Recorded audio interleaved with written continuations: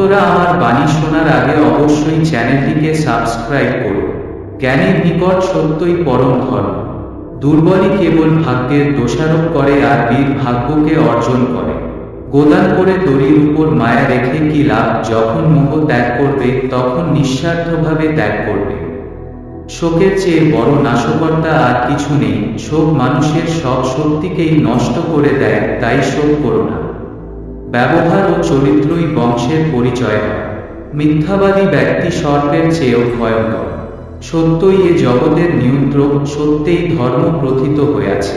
মাতৃঋণ কোনো সন্তানই কখনো শোধ করতে পারে না।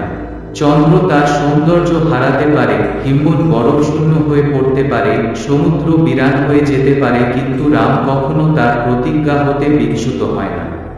শেকড়হীন বিশাল বৃক্ষ ও যেমন সত্তরই নির্জীব হয়ে পড়ে, ঠিক তেমনি নিরীহের ক্ষতিকারী শত শক্তিশালী হলেও সমূলে পতিত হয়। উৎসাহের চেয়ে বড় বল আর কিছুই নেই। উৎসাহী ব্যক্তি জগৎকেও জয় করতে পারে।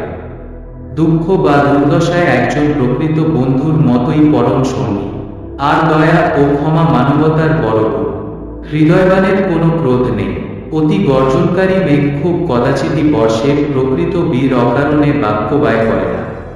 দেশে দেশে বন্ধু, আত্মীয় স্বজন বা স্ত্রী মেলে, কিন্তু পৃথিবীতে এমন কোনো দেশ নেই যেখানে ভ্রাতা লক্ষণের মতন সহোদর মেলা সম্ভব। তপস্যাই পরম শ্রেয়, বাকি সকলই মায়া। যদিও লঙ্কা ধন সম্পদে পরিপূর্ণ, তথাপি হে লক্ষণ, এখানে আমার শান্তি লাভ হচ্ছে না। সব সময় মনে রাখবে, জননী ও জন্মভূমি স্বর্গ থেকেও শ্রেষ্ঠ।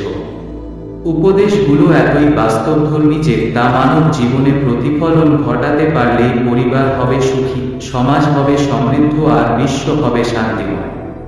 ভক্তরা এই বাণীগুলো সকল ভক্তদের কাছে শেয়ার করে দাও ও চ্যানেলটিকে অবশ্যই সাবস্ক্রাইব করে রেখো।